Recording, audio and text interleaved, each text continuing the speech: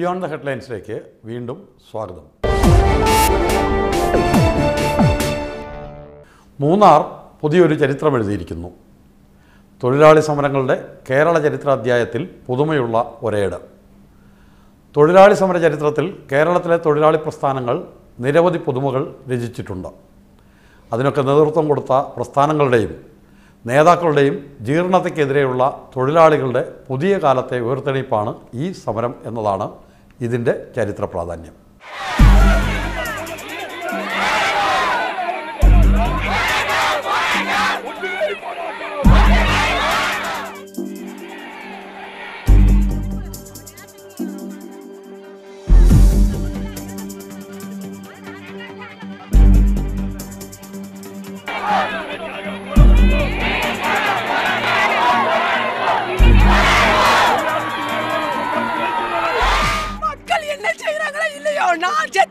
ஆனா நாங்க எங்களுக்கு உழைப்பு தந்து கூலி இல்ல, எங்களுக்கு உழைப்பு தந்து கூலி வேணும். யூனியன் 3 யூனியன் எங்களுக்கு வேண்டாம்.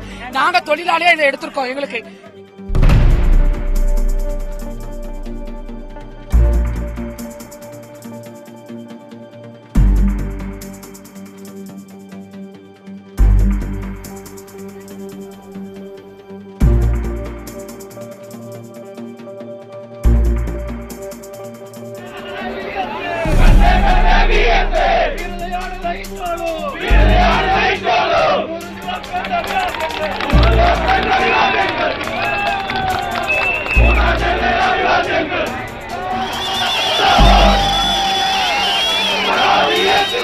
നേതാക്കന്മാരെ സംബന്ധിച്ചുള്ള സംശയവും ഉത്കണ്ഠയും ശരിക്കും മനസ്സിലാക്കിക്കൊണ്ട് കമ്പനി പറയുന്നത് തന്നെ കേട്ടുകൊണ്ട് കാര്യങ്ങൾ നടത്തിക്കൊണ്ടിരുന്ന യൂണിയൻ ലീഡർഷിപ്പിന്റെ സമീപനത്തെ എതിർത്തുകൊണ്ട് തൊഴിലാളികളുടെ താൽപര്യം സംരക്ഷിക്കുന്നതിന് വേണ്ടി നിങ്ങൾ തൊഴിലാളികൾ തന്നെ മുൻകൈയെടുത്ത് നടത്തിയ ഉജ്ജ്വലമായ സമരമാണ് ഇവിടെ നടന്നത്.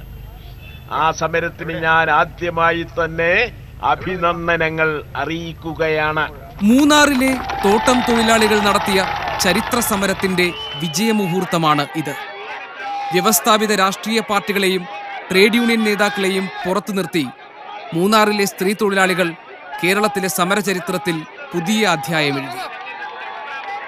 ജീവിത ദുരിതങ്ങളുടെ തീച്ചൂളയിൽ വെന്തുരുകിയ ഇവരുടെ അവകാശ പോരാട്ടത്തിന് സർക്കാരിന്റെയും ട്രേഡ് യൂണിയൻ നേതാക്കളുടെയും ഇരിപ്പിടങ്ങളെ ഇളക്കി മാറ്റാനുള്ള ചൂടുണ്ടായിരുന്നു.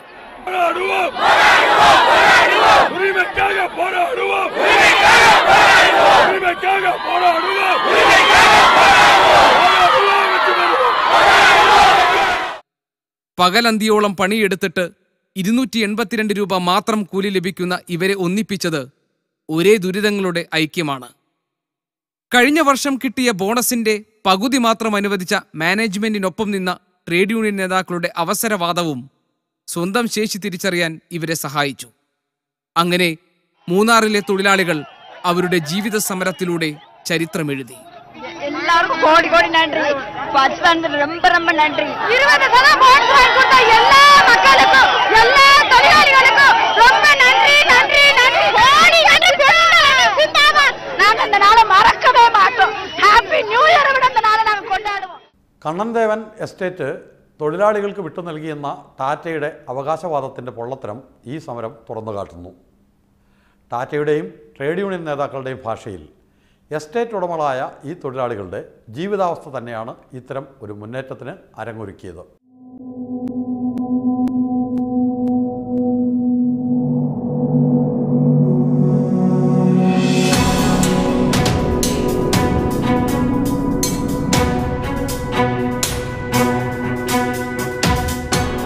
நாங்கள் இருக்கிற இடம் வந்து எங்களுக்கு நாய் குடிசு மாதிரி உண்டு. ஒரு வீட்டில் 4 பேர் 5 பேர் குடும்பம் நடத்துது. இந்த குடிசில் நாங்கள் எப்படி படுத்து எழுந்திரிக்க முடியும்? அதை சாப்பாடு அதிலே ஆக்கிக்கிறணும், அதிலே படுத்துக்கிறணும், அதிலே துணி வச்சுக்கிறணும். என்ன செய்ய முடியும்? நாங்கள் பச்சை பச்சை பிள்ளைகளை வச்சுக்கிட்டு அதுக்கு தொட்டி கட்ட முடியலை, படுக்க முடியல. சுற்றிலும் கொசு, சாக்கடை, நாயும் நாங்களும் ஒன்றா தான் படுக்குது. நான் +2 படிக்கையில் 90% மார்க் எடுத்தேன். என்னால் எங்கள் அம்மாவுக்கு வந்து 232 ரூபா தான் மாத சம்பளம். அதனால் எனக்கு ஒரு தம்பி இருக்கிறான். நான் அவனை படிக்க வைக்கணுங்கிறக்காண்டி நான் என்னோட +2 படிப்பு பகுதி காலேஜ் போகாமல் நான் +2 முடித்த உடனே கடையில் வேலை பார்த்துக்கிட்டு இருக்கிறேன். வேலை பார்த்துட்டே என்னோட தம்பியை படிக்க வைக்கிறேன். இந்த 232 ரூபா சம்பளத்தினால எங்கள் வீட்டில் ஒரு ஆளை தான் படிக்க வைக்க முடியுது. அதனால் நானும் வேலை செஞ்சால் தான் என்னோட தம்பியை படிக்க வைக்க முடியுது. +2ல் 1125 மார்க் இருந்துச்சு. கோட்டயத்தில் பிஎஸ்சி நர்சிங் கிடச்சிச்சு. பிஎஸ்சி நர்சிங்க்கு போகும்போது அங்கே 52,500 ரூபா அட்மிஷன் ஃபீஸ் கேட்டாங்க. எங்கள் அப்பா எஸ்ட் வலிச்சறனால பைசா கட்ட முடியலை. நான் அட்மிஷனை கேன்சல் பண்ணிட்டு வந்துட்டேன். நான் பைசா கட்ட முடியாதனால எங்கள் அக்கா படிக்கிறாங்க. எங்கள் அக்கா படிக்கிறதுனால நான் வேலைக்கு போய்கிட்டு இருக்கேன்.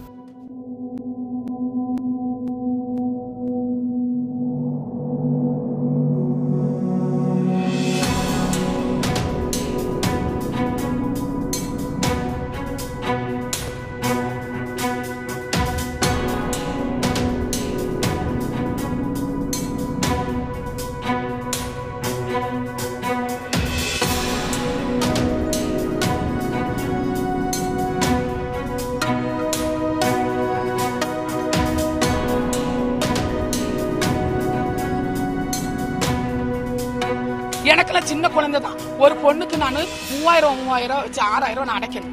வண்டி பீஸ் 2000 ரூபா நான் கொடுக்கணும். வண்டி பீஸ் மட்டும் 2000 கொடுக்கணும். நான் எப்படி இந்த 200 ரூபா சம்பளத்தை வச்சு நான் எப்படி சமாளிப்பேன்? மக்கள் என்ன செய்யறாங்களோ இல்லையோ நான் செத்துருவேன்.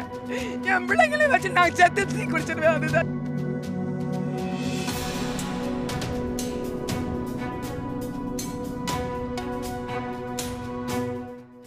വ്യവസ്ഥാപിത തൊഴിലാളി സംഘടനകളുടെ പ്രാദേശിക നേതൃത്വത്തെ പൂർണ്ണമായി നിരാകരിച്ചുകൊണ്ടാണ് ഈ പ്രക്ഷോഭം. തൊഴിലാളി നേതാക്കൾ ആധുനിക കങ്കാണിമാരായി രൂപം പ്രാപിച്ചതിനെതിരെയുള്ള തൊഴിലാളി മുന്നേറ്റമായി ഇത് പരിണമിച്ചിരിക്കുന്നു.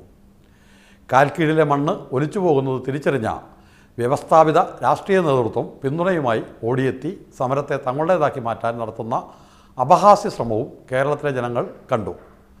ദേവികുളം MLAയുടെ നിരാഹാര സമരം ഇതിന് നല്ല ഉദാഹരണമായിരിക്കുന്നു.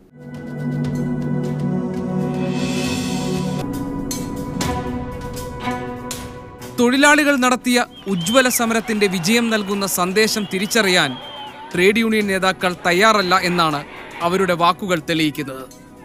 തൊഴിലാളികൾ ചൊൽപ്പടിയിൽ നിന്ന് കുതറിമാറിയത് ഇനിയും അവർക്ക് ഉൾക്കൊള്ളാൻ കഴിഞ്ഞിട്ടില്ല. എന്തുകൊണ്ട് തൊഴിലാളികൾക്ക് നേതാക്കൾ അനഭിമതരായി എന്ന് അന്വേഷിക്കുന്നതിന് പകരം സമരത്തിന് പിന്നിലെ ഇതര സ്വാധീനങ്ങൾ അന്വേഷിക്കാനാണ് അവരിൽ പലരും ഇപ്പോഴും മെനക്കെടുന്നത്. ഞങ്ങൾ യൂണിയനുകൾ എന്ന നിലയിൽ ഇക്കാര്യത്തിൽ വളരെ ശക്തിയായിട്ടുള്ള നിലപാടുകൾ സ്വീകരിച്ചു പോരുകയാണ്. CIT പ്രത്യേകിച്ചു. അതോടൊപ്പം അവിടെ ബോണസ് പ്രശ്നം വന്നു. ഈ സന്ദർഭം ഇതെല്ലാം കത്തി നിൽക്കുന്ന സന്ദർഭത്തിലാണ് ബോണസ് പ്രശ്നം വരുന്നത്. ബോണസ് പ്രശ്നം വന്നപ്പോൾ മാനേജ്മെൻ്റ് എടുത്ത നിലപാട് കഴിഞ്ഞ വർഷത്തെ അത്രയും ലാഭമില്ല, ഈ വർഷം 5 കോടി രൂപ മാത്രമേ ലാഭമുള്ളൂ, അതുകൊണ്ട് ഞങ്ങൾക്ക് 10% ബോണസേ കൊടുക്കാൻ കഴിയുള്ളൂ എന്ന് യൂണിയനുകളെ വിളിച്ചാലോചിച്ചു. എന്തായാലും ഈ പ്രശ്നം ഇപ്പോൾ സങ്കീർണമായി.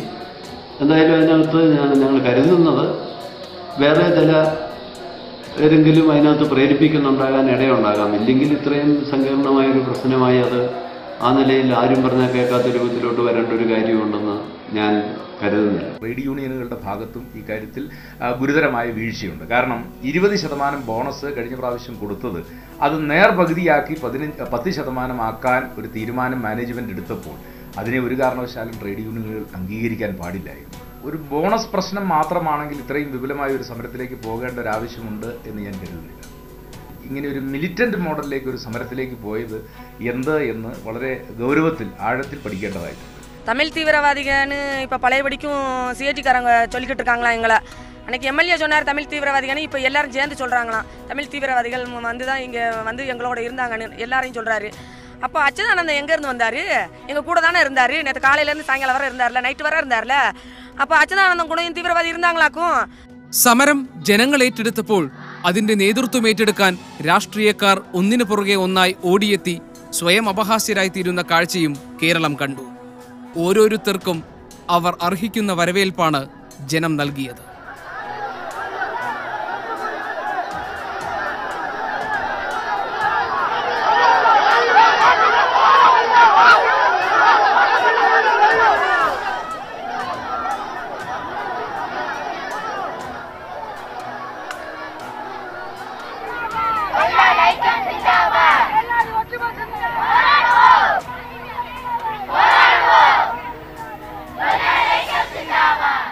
ഇത് കേരളത്തിലെ കഷ്ടപ്പെടുന്ന ജനങ്ങൾ മുഖ്യധാരാ രാഷ്ട്രീയ പാർട്ടികൾക്ക് നൽകുന്ന മുന്നറിയിപ്പാണ്.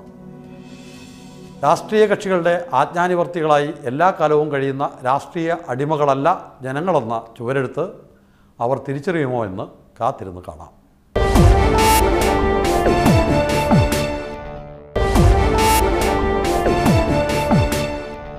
വേട്ടക്കാർക്ക് അപ്രാപ്യമാണ് നമ്മുടെ കാട് എന്ന ധാരണ പൊളിയുകയാണ്. കഴിഞ്ഞ കുറേ മാസങ്ങളായി ആനവേട്ടക്കാർ കേരളത്തിൻ്റെ കാടുകളിൽ സ്വതന്ത്ര വിഹാരം നടത്തുകയായിരുന്നു എന്നതിൻ്റെ വിവരങ്ങളാണ് കുറേ ആഴ്ചകളായി പുറത്തു വരുന്നത്. വേട്ടയാടപ്പെടുന്ന ആനകളുടെ എണ്ണം 3-ൽ നിന്ന് തുടങ്ങി ഇപ്പോൾ 40-ലെത്തി നിൽക്കുന്നു. അന്വേഷണത്തിൽ ആദ്യം കണ്ട ജാഗ്രത ഇപ്പോൾ കാണാനുമില്ല.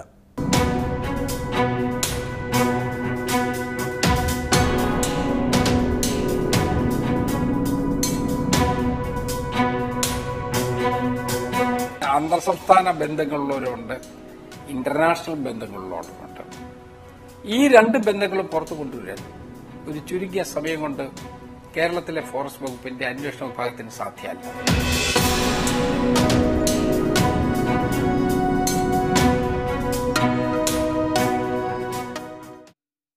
കേരളത്തിലെ കാടുകൾ വന്യമൃഗങ്ങൾക്ക് സുരക്ഷിത താവളമാണെന്ന ധാരണ പൊളിയുകയാണ്. കഴിഞ്ഞ 2 പതിറ്റാണ്ടുകളായി ഒറ്റപ്പെട്ട ചില മൃഗവേട്ടകളുടെ വാർത്തകളല്ലാതെ സംഘടിതമായ വേട്ടയുടെ വാർത്തകൾ കേരളത്തിൽ നിന്നും കേട്ടിരുന്നില്ല. എന്നാൽ കഴിഞ്ഞ 2 മാസമായി പുറത്തുവരുന്ന ആനവേട്ടയുടെ കഥകൾ വന്യജീവിതത്തിന്റെ നിലനിൽപ്പിനെക്കുറിച്ച് ആശങ്കകൾ ഉണർത്തുന്നതാണ്. 40-ലേറെ ആനകൾ കേരളത്തിലെ കാടുകളിൽ കഴിഞ്ഞ കുറേ നാളുകൾക്കുള്ളിൽ കൊന്നെടുക്കപ്പെട്ടു എന്നാണ് ഇപ്പോൾ പുറത്തുവരുന്ന വിവരം. ഇതിന്റെ പിന്നിൽ വൻ ഗൂഢാലോചനയും പല തട്ടുകളിൽ പ്രവർത്തിക്കുന്ന സംഘടിത സംഘവും ഉണ്ടെന്നും നിരീക്ഷിക്കപ്പെട്ടിട്ടുണ്ട്. ആനക്കൊമ്പ് വെടിവെച്ചിട്ട് കഴിഞ്ഞാൽ രാവിലെ വെടിവെച്ചിട്ടാൽ വൈകുന്നേരം ആകുമ്പോഴേക്ക് ഇത് എവിടെ എത്തണം എന്നുള്ളതിനെ സംബന്ധിച്ചും അതിനെല്ലാത്തിൻ്റെയും ഒരു വഴിയൊരുക്കി കൊടുക്കാനുള്ള ഒരു ഇൻ്റർനാഷണലായിട്ടുള്ള വലിയൊരു സ്മഗ്ലേഴ്സ് ഒരു ഫോറം ഇല്ലീഗലാണ്, കംപ്ലീറ്റ്ലി ഇല്ലിസിറ്റ് ആയിട്ടുള്ളൊരു ഫങ്ഷനിങ് ആണ്. പക്ഷെ അത് നിലവിൽ വന്നിട്ടുണ്ടായിരിക്കണം, അല്ലാതെ ഈ സാധനം കൈമാറ്റം ചെയ്യാൻ പറ്റില്ല. അപ്പോൾ ഈ ഇടമലയാർ കേസ് പുറത്ത് വന്നപ്പോൾ അതുവരെ ഉണ്ടായിരുന്ന പൊതുസമൂഹത്തിൻ്റെ മുമ്പിലേക്ക് ഒരു വലിയ ചോദ്യം എറിഞ്ഞു കൊടുത്തു ആ സംഭവം. കാരണം എന്താ വെച്ചാൽ അതുവരെ നമ്മുടെ പരിസ്ഥിതി പ്രവർത്തകർ, മൃഗക്ഷേമ പ്രവർത്തകരൊക്കെ പറഞ്ഞിരുന്നു നമ്മുടെ വനത്തിനുള്ളിൽ അസ്വസ്ഥതയുണ്ട്, അതേപോലെ അവിടെ ഗൗരവമായ പ്രശ്നങ്ങളുണ്ട്, അടിയന്തര ഇടപെടൽ വേണമെന്ന് പറഞ്ഞപ്പോഴൊക്കെ നമ്മുടെ അധികാരികൾ പറഞ്ഞിരുന്നത് വനം വളരെ സുരക്ഷിതമാണ്, ഒരു നടപടിയും അവിടെയില്ല, ഒരു പ്രശ്നങ്ങളും അവിടെയില്ല. അതുകൊണ്ട് ഈ പറയുന്നതൊക്കെ മറ്റാരുടെയോ താല്പര്യങ്ങൾ സംരക്ഷിക്കാൻ വേണ്ടി ചില NGOs നടത്തുന്ന പ്രചരണമാണെന്നാണ് അധികാരികൾ പറഞ്ഞിരുന്നത്. ഏതാണ്ട് 1 വർഷത്തിനുള്ളിൽ 40-ലേറെ ആനകൾ വേട്ടയാടപ്പെട്ടു എന്നത് പുറത്തുവന്ന കണക്കാണ്. യാഥാർത്ഥ്യം ഒരുപക്ഷെ ഇതിലും വലിയ സംഖ്യയാകാം. ഇത്രയധികം ആനകൾ വേട്ടയാടപ്പെട്ടിട്ടും നമ്മുടെ വനപാലകർ ഈ വിവരം അറിയാൻ എന്തുകൊണ്ടാണ് ഇത്ര വൈകിയത്? അന്വേഷണത്തിൽ ആദ്യം കാണിച്ച ശുഷ്കാന്തി എന്തുകൊണ്ടാണ് പെട്ടെന്ന് തണുത്തത്? ആനക്കൊമ്പു കച്ചവടം മാത്രമാണോ ഈ സംഘടിത വേട്ടയുടെ ലക്ഷ്യം? ഇവയൊക്കെ ഉത്തരം കിട്ടാത്ത ചോദ്യങ്ങളായി തുടരുകയാണ്. അന്വേഷണത്തിന്റെ 2 ഘട്ടങ്ങളുണ്ട്, 2 സാഹചര്യങ്ങളുണ്ട്. ഇതിലൊന്ന്, നേരിട്ട് ആനയെ കൊന്നിട്ടുള്ള ആനവേട്ടക്കാർ, അവർക്ക് ഡയറക്റ്റ് ഇൻവോൾവ്മെന്റ് ആണ്. 2, വേട്ട നടത്തിയതിനു ശേഷം ആനക്കൊമ്പ് സഹിതം കള്ളക്കടത്ത് നടത്തി അത് വിറ്റ് കാശാക്കിക്കൊണ്ടിരിക്കുന്ന ആളുകൾ. അപ്പോൾ അത് ഐവറി ട്രേഡിങ്ങുമായിട്ട് ബന്ധപ്പെട്ട ആളുകൾ അതൊരു വശത്ത് നിൽക്കുന്നു, മറുവശത്ത് നേരിട്ട് ആനയെ കൊന്ന ആളുകൾ അവിടെ നിൽക്കുന്നു. കാട്ടിൽ നിന്ന് നമുക്ക് കിട്ടുന്നത് ആനയെ കൊല്ലാൻ വേണ്ടി കൊന്ന ആളുകളും അതിനുവേണ്ടിയുള്ള ഒരുക്കങ്ങളുണ്ടാക്കിയ ആളുകളും അങ്ങനെ ഒരു സെറ്റിനെയാണ്. എന്നാൽ കാട്ടിന് പുറത്ത് ഇതിന് പ്രേരക ശക്തിയായി നിൽക്കുന്ന വേറെ കുറെ ക്രിമിനൽ ആക്ടിവിറ്റി നിൽക്കുന്ന ആളുകളുണ്ട്. അവരാണ് ഈ ട്രേഡിംഗ് നിൽക്കുന്ന ആളുകൾ.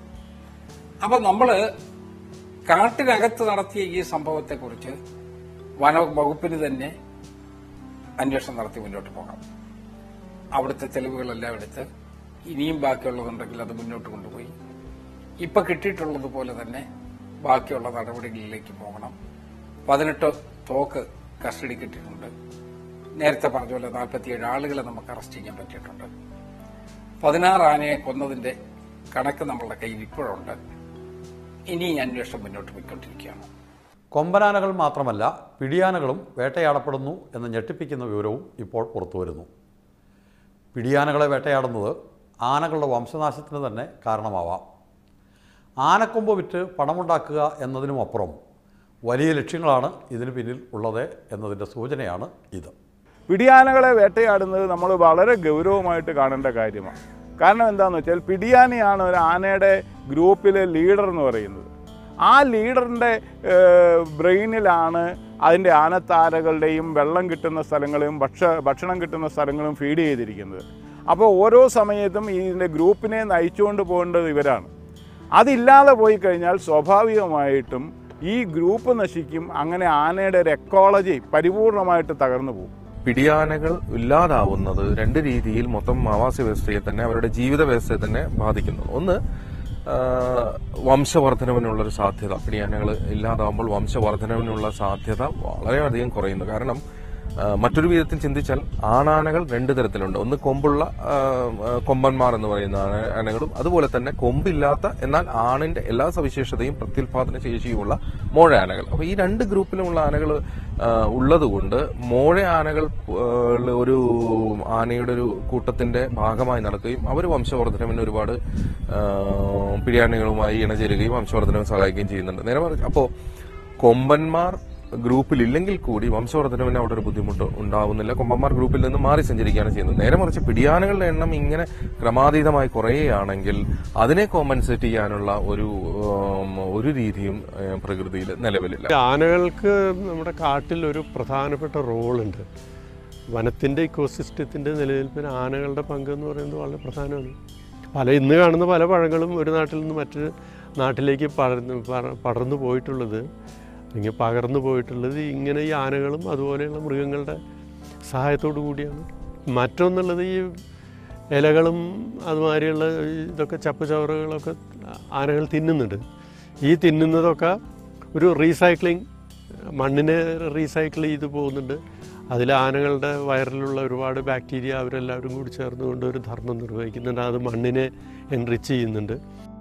അന്വേഷണത്തിന്റെ ആത്മാർത്ഥതയെക്കുറിച്ച് വനം മന്ത്രി ആവർത്തിക്കുമ്പോഴും സംശയങ്ങൾ ബാക്കിയാവുന്നു.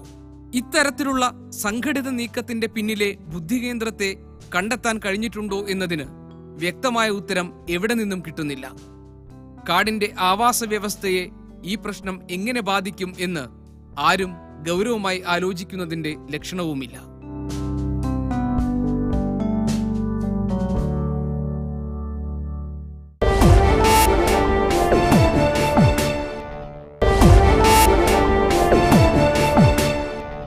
സാമൂഹ്യ മാധ്യമങ്ങളിൽ ഇടപെടുന്ന സ്ത്രീകൾക്കെതിരായ അതിക്രമങ്ങൾ വർദ്ധിച്ചു വരുന്നു എന്നതിൻ്റെ സൂചനകൾ നമുക്ക് ചുറ്റുനിന്നും വന്നുകൊണ്ടിരിക്കുന്നു. രാഷ്ട്രീയമായി ഇടപെടുകയും അഭിപ്രായം പറയുകയും ചെയ്യുന്ന സ്ത്രീകളെ അധിക്ഷേപിച്ച് നിശബ്ദരാക്കുന്ന പ്രവണതയ്ക്കെതിരായ ശബ്ദങ്ങളും അതേ ഇടങ്ങളിൽ തന്നെ ഉയരുന്നുണ്ട്.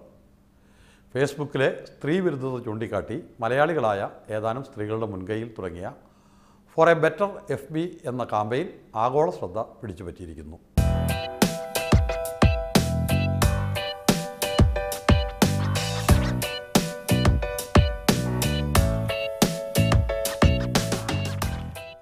ഒരു സ്ത്രീവിരുദ്ധ പ്രസ്താവനയുടെ പേരിൽ മുൻമന്ത്രി ജി സുധാകരനെതിരെ പ്രീത GP എന്ന സ്ത്രീ ഫേസ്ബുക്കിൽ നടത്തിയ പ്രതികരണമായിരുന്നു തുടക്കം. സുധാകരനെ വിമർശിച്ച പ്രീതയ്ക്കെതിരെ കടുത്ത സൈബർ ആക്രമണവുമായി CPM പ്രവർത്തകരും അനുഭാവികളും രംഗത്തെത്തി. മുൻ രാഷ്ട്രപതി APJ അബ്ദുൽ കലാമിന്റെ നിര്യാണത്തെ തുടർന്നായിരുന്നു അടുത്ത ഘട്ടം. ഡോക്ടർ കലാമിനെതിരെ പ്രീത വിമർശനമുന്നയിച്ചതോടെ ആക്രമണത്തിന്റെ സ്വഭാവം തന്നെ മാറുകയായിരുന്നു. പ്രീതയ്ക്കെതിരെ ഒന്നിനു പിറകെ ഒന്നായി വിദ്വേഷ പേജുകൾ സൃഷ്ടിക്കപ്പെട്ടു. ഈ പേജുകൾക്കെതിരെ ഫേസ്ബുക്കിന് നൽകിയ പരാതികളൊന്നും പരിഗണിക്കപ്പെട്ടില്ല. മറിച്ച് പ്രീതയെ പിന്തുണച്ച പലരുടെയും പ്രൊഫൈലുകൾ പൂട്ടിക്കുകയും ചെയ്തു. സ്ത്രീവിരുദ്ധതയാണ് ഫേസ്ബുക്കിന്റെ ഈ നിലപാടുകളിൽ പ്രകടമായത് എന്നാരോപിച്ചുകൊണ്ട് മെച്ചപ്പെട്ട ഫേസ്ബുക്കിന് വേണ്ടിയുള്ള പ്രചാരണ പരിപാടികൾ തുടങ്ങുന്നത് ഈ സാഹചര്യത്തിലാണ്. നമ്മൾ ഫേസ്ബുക്കിനെ എടുക്കുകയാണെങ്കിൽ ഫേസ്ബുക്ക് ആദ്യം നമ്മളുടെ ID പ്രൂഫ് ഒന്നും ചോദിച്ചിട്ടല്ല നമ്മൾ അക്കൗണ്ട് തുടങ്ങുന്നത്. പിന്നീട് ഒരു സുപ്രഭാതത്തിൽ പെട്ടെന്നൊരു എത്ര പേര് റിപ്പോർട്ട് ചെയ്യണമെന്നറിയില്ല, കുറേ മാസ് റിപ്പോർട്ടിങ്ങിൻ്റെ അടിസ്ഥാനത്തിൽ അവർ നമ്മളോട് ID ചോദിക്കുകയാണ്. അപ്പോൾ ഈ റിപ്പോർട്ട് ചെയ്യുന്ന വ്യക്തികളുടെ ഐഡന്റിറ്റി അല്ലെങ്കിൽ അവരുടെ ലക്ഷ്യം എന്താണെന്ന് സോഷ്യൽ മീഡിയയ്ക്ക് അറിയാമോ, അല്ലെങ്കിൽ ഫേസ്ബുക്കിന് അറിയാമോ? അപ്പോൾ അതിൽ തന്നെ ഒരു കൃത്യതയില്ല. നിങ്ങൾ ഐഡൻറ്റിറ്റി ചോദിക്കുന്നത് ആരുടെ അഭിപ്രായത്തിൻ്റെ അടിസ്ഥാനത്തിൽ? ഇപ്പോൾ നമ്മളൊരു സോഷ്യൽ മീഡിയയിൽ പൊതുബോധത്തിനെതിരെ സംസാരിക്കുമ്പോൾ പൊതുബോധ വക്താക്കൾക്ക് ഈസി ആയിട്ട് നമ്മളെ കൂട്ടിക്കാൻ പറ്റും. ആ ഒരു ഇപ്പോൾ ഞാൻ ജി സുധാകരൻ്റെ ഇഷ്യൂ സംസാരിക്കുന്നതിനിടയ്ക്കാണ് എന്നെ ബ്ലോക്ക് ചെയ്തത്. അപ്പോൾ എനിക്ക് 2-3 ദിവസത്തേക്ക് ഞാൻ സ്പേസ് അടഞ്ഞു, എൻ്റെ സൈഡ് പറയാനൊന്നുമില്ല. അപ്പോൾ എനിക്കെതിരെയാണ് പിന്നീട് അവിടെ ക്യാമ്പയിൻ നടക്കണത്. ഇവർ ഇങ്ങനെ ചെയ്തു അങ്ങനെ ചെയ്തു ഇതൊക്കെ, നമുക്കപ്പം പറയാനുള്ള സ്പേസേ പോയി അവിടെ. നമ്മൾ ഒരു പേജ് തുടങ്ങിയിട്ടുണ്ട്, for a better FB campaign. അതിൻ്റെ ഭാഗമായിട്ട് നമുക്ക് കിട്ടുന്ന അന്താരാഷ്ട്ര സപ്പോർട്ടുകളൊക്കെ നമ്മൾ ആ പേജിൽ ഇടാറുണ്ട്. ആൾക്കാരെ ആ പേജിലേക്ക് മാക്സിമം നമ്മൾ ക്ഷണിക്കുന്നുണ്ട്, നിങ്ങൾ വരണം. എനിക്ക് തോന്നുന്നു ഒരു വലിയ വിഭാഗം നമ്മളെ സപ്പോർട്ട് ചെയ്യുന്നുണ്ട്. ഫോർ എ ബെറ്റർ FB എന്ന് പറഞ്ഞ് നമ്മൾ ഈ ക്യാമ്പയിൻ നടത്തുമ്പം ന്യായമായിട്ട് ആൾക്കാർക്ക് ഒരുപാട് സംശയമുണ്ട്. ഫേസ്ബുക്ക് പോലെ ഒരു വലിയ മാധ്യമത്തെ, അതുപോലെ അത് നമ്മുടെ തൊട്ടടുത്ത് നിൽക്കുന്ന സംഭവമൊന്നുമല്ല, മാധ്യമത്തെ എങ്ങനെ നിങ്ങൾ തൊടും, നിങ്ങൾക്ക് എങ്ങനെ സ്പർശിക്കാൻ കഴിയും, അങ്ങനെയൊക്കെ. പക്ഷേ ഇപ്പം തന്നെ ഈ ചെറിയൊരു മൂവ്മെൻറ്റിൻ്റെ ഭാഗമായിട്ട് അതൊരു ആഗോള തലത്തിൽ ശ്രദ്ധ നേടിയെടുക്കാൻ പറ്റിയിട്ടുണ്ട് ഈ ക്യാമ്പയിൻ. പല വാർത്തകളൊക്കെ വന്നിട്ടുണ്ട്, ചോംസ്കിയെ പോലുള്ള ആൾക്കാർ നമ്മളെ സപ്പോർട്ട് ചെയ്ത് രംഗത്ത് വന്നു. അപ്പം അതൊന്നും ചെറിയ കാര്യമല്ല. അത് കഴിഞ്ഞ് പിന്നെ എന്താണ് സംഭവിച്ചത്? 6 മാസം കഴിഞ്ഞപ്പോൾ അവർക്ക് മറ്റൊരു ഇഷ്യൂവിൽ തന്നെ പൂട്ടിക്കാൻ പറ്റി. അപ്പോൾ ഫേസ്ബുക്കിൻ്റെ കമ്മിറ്റ്മെൻറ്റും ഈ പറയുന്ന ആൽഗോരിതം ഒക്കെ എന്താണ്? പ്രീതയ്ക്കെതിരായ വിദ്വേഷ ക്യാമ്പയിനും അതിനുശേഷമുണ്ടായ വ്യാപകമായ പ്രൊഫൈൽ റിപ്പോർട്ടിങ്ങും പ്രധാനമായും ലക്ഷ്യം വെച്ചത് പ്രതികരിക്കുന്ന സ്ത്രീ ശബ്ദങ്ങളെ ആയിരുന്നു എന്നത് ഒരു വസ്തുതയാണ്. സ്വന്തം പേര് മറച്ചുവെക്കാൻ ആഗ്രഹിക്കുന്ന അനോണിമസ്, സ്യൂഡോണിമസ് പ്രൊഫൈലുകൾ നിലനിർത്താനാവില്ലെന്ന സ്ഥിതി വന്നു. യഥാർത്ഥ പേര് തെളിയിക്കാൻ തിരിച്ചറിയൽ രേഖ ഫേസ്ബുക്ക് ആവശ്യപ്പെടുന്നതോടെ പ്രശ്നത്തിന് പുതിയ മാനങ്ങൾ കൈവന്നു. സ്ത്രീകളെ അധിക്ഷേപിക്കുന്ന അല്ലെങ്കിൽ വ്യക്തിഹത്യ നടത്തുന്ന കണ്ടന്റുകൾക്കെതിരെയാണ് ഈ ക്യാമ്പയിൻ നടത്തുന്നത്. സ്ത്രീപക്ഷ രാഷ്ട്രീയമാണ് ഇതിൻ്റെ ക്യാമ്പയിൻ്റെ രാഷ്ട്രീയം. അപ്പോൾ ഈ കണ്ടന്റുകൾ ഫേസ്ബുക്ക് റിവ്യൂ ചെയ്യുന്നത് കുറച്ചുകൂടെ സ്പീഡപ്പ് ചെയ്യണം. അതുപോലെ മലയാളത്തിലാണെങ്കിൽ മലയാളം ഭാഷ അറിയാവുന്നവരെ കൊണ്ട് തന്നെ ഇത് ചെയ്യിക്കണം. ഇപ്പോൾ അങ്ങനെയാണ് ചെയ്യുന്നതെന്ന് തോന്നുന്നില്ല. ഒരുപാട് പേരുടെ അനുഭവവും ഞങ്ങൾ നടത്തിയ ഒരു ചെറിയൊരു ടെസ്റ്റിലും അങ്ങനെ അല്ല എന്നാണ് തെളിയുന്നത്. മലയാളം കണ്ടന്റ് ആണെങ്കിൽ അതിൽ അസഭ്യങ്ങൾ ഉണ്ടെങ്കിൽ അല്ലെങ്കിൽ വ്യക്തിഹത്യകൾ ഉണ്ടെങ്കിൽ ഫേസ്ബുക്ക് അത് തിരിച്ചറിയുന്നില്ല. അപ്പോൾ അത് മാറണം. അങ്ങനെ ഇപ്പം സ്ത്രീകൾക്ക് സ്വതന്ത്രമായി നിൽക്കാൻ പറ്റുന്ന ഒരിടമാക്കി മാറ്റുക എന്നുള്ളത് തന്നെയാണ് ക്യാമ്പയിൻ കൊണ്ട് ഉദ്ദേശിക്കുന്നത്. അപ്പോൾ അതിന് ഫേസ്ബുക്കിൻ്റെ കുറച്ച് പോളിസികൾ തിരുത്തണം, അത് കുറച്ചുകൂടി എഫക്റ്റീവ് ആക്കണം. 3 ഡിമാൻഡുകളാണ് ഞങ്ങൾക്കുള്ളത്. 1, ഉപഭോക്താക്കൾക്ക് ഇഷ്ടമുള്ള പേര് വയ്ക്കാൻ പറ്റണം. 2, വ്യക്തിഹത്യകളോ അല്ലെങ്കിൽ ലിംഗവിവേചനം നടത്തുന്ന രീതിയിലുള്ള അധിക്ഷേപങ്ങളോ ഒക്കെ ഉണ്ടായാൽ അത് റിപ്പോർട്ട് ചെയ്തിട്ട് വേഗം അതിനുള്ള റിസൾട്ട് ഉണ്ടാവണം. പ്രീതയ്ക്ക് അനുകൂലമായ നിലപാടെടുത്ത അരുന്ധതി അമ്രപാലി, വൈഖരി ആര്യാട്ട് എന്നിവരുടെയും മായാലീലയുടെയും പ്രൊഫൈലുകൾ താൽക്കാലികമായി തടഞ്ഞുവെച്ചു. യഥാർത്ഥ പേര് ഉപയോഗിക്കാൻ വിസമ്മതിച്ചതിനാൽ ഇഞ്ചിപ്പെണ്ണ് എന്ന പ്രൊഫൈൽ ഇല്ലാതായി. ഇതിന്റെ വെരി ഫസ്റ്റ് ആർഗ്യുമെന്റ് വന്നത് ഇത് അൽഗോരിതം എങ്ങനെയാണ്, ഫേസ്ബുക്ക് എങ്ങനെയാണ് നിങ്ങളെ ചെയ്യുന്നത്, so you don't have to speak എന്ന മട്ടിലാണ് ഇത് വന്നത്. എപ്പോഴും ഒരു സോഫ്റ്റ്വെയർ പ്രോഡക്റ്റ് ഇങ്ങനെയാണ് എന്നാണ്. അപ്പോൾ അതിൽ മനസ്സിലാക്കേണ്ട ഒരു കാര്യം, ഒബാമയുടെ ഇലക്ഷൻ സമയത്ത് ഒബാമ എന്ന് സെർച്ച് ചെയ്ത ഒരു മങ്കിയുടെ പിക്ചറാണ് ഇമേജ് സെർച്ചിൽ വന്നത്, ഫസ്റ്റ് ഇമേജ് സെർച്ചിൽ. അപ്പം നമ്മൾ ഓക്കെ ഗൂഗിൾ ഉപയോഗിക്കേണ്ട എന്നല്ലല്ലോ പറഞ്ഞത്. കുറേ പേര് അതിനെതിരെ പ്രതികരിച്ചു.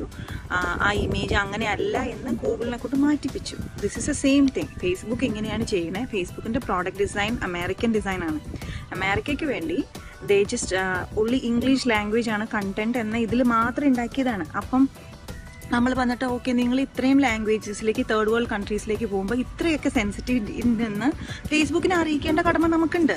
സ്ത്രീകൾക്കും ദളിതർക്കും ലൈംഗിക ന്യൂനപക്ഷങ്ങൾക്കുമെല്ലാം അവരുടെ വാക്കുകളുടെ സത്യസന്ധതയ്ക്ക് കൊടുക്കേണ്ടി വരുന്ന വില ചെറുതാവില്ല എന്ന തിരിച്ചറിവാണ് ഈ ക്യാമ്പയിനെ നയിച്ചത്.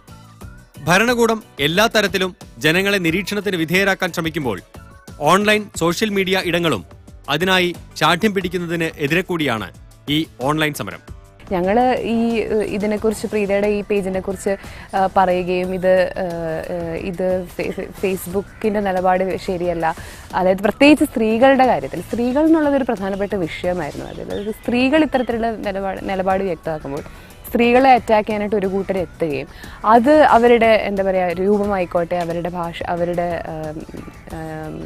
അവരുടെ പേഴ്സണൽ ലൈഫിനെ കുറിച്ച്. അപ്പോൾ അതിലിത്തരത്തിലുള്ള നിലപാടുകൾ ഉണ്ടാവുമ്പോൾ അതിൽ നിന്ന് മാറി വേറെ സ്ഥലത്തേക്ക് പോകാന്നുള്ളൊരു ഓപ്ഷനാണ്. പക്ഷെ അത് എടുക്കാതെ എങ്ങനെ അതിനുള്ളിൽ നിന്നുകൊണ്ട് ഇത്തരത്തിലുള്ള കാര്യങ്ങൾ അവരെ അറിയിക്കുകയും അത് മാറ്റാൻ നമുക്ക് സാധിക്കും എന്നുള്ളൊരു, അത് മാറ്റി വേറൊരു ബെറ്റർ FB എന്നുള്ളത് കൊണ്ട് അത് തന്നെയാണ് ഉദ്ദേശിച്ചത്. ക്യാമ്പയിൻ തുടങ്ങി ഒരു മാസം കഴിയുമ്പോഴേക്കും ചെറുതെങ്കിലും വിജയകരമായ 1-2 കാൽവെപ്പുകൾ മുന്നോട്ട് വയ്ക്കാൻ കഴിഞ്ഞുവെന്ന് ഇവർ അവകാശപ്പെടുന്നു.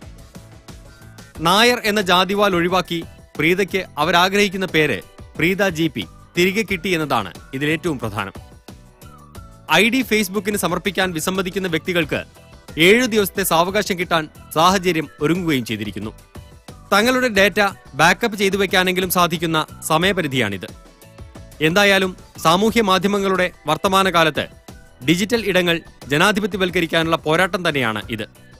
അതിലേക്കുള്ള ഓരോ ചുവടിനെയും വിജയമായി തന്നെ കാണുന്നതിലും തെറ്റില്ല. ഈ ലക്കം ബിയോണ്ട് ദി ഹെഡ്ലൈൻസ് ഇവിടെ അവസാനിക്കുന്നു. വീണ്ടും അടുത്തയാഴ്ച ഇതേ ദിവസം ഇതേ സമയം മീഡിയ 1-ൽ. നന്ദി, നമസ്കാരം.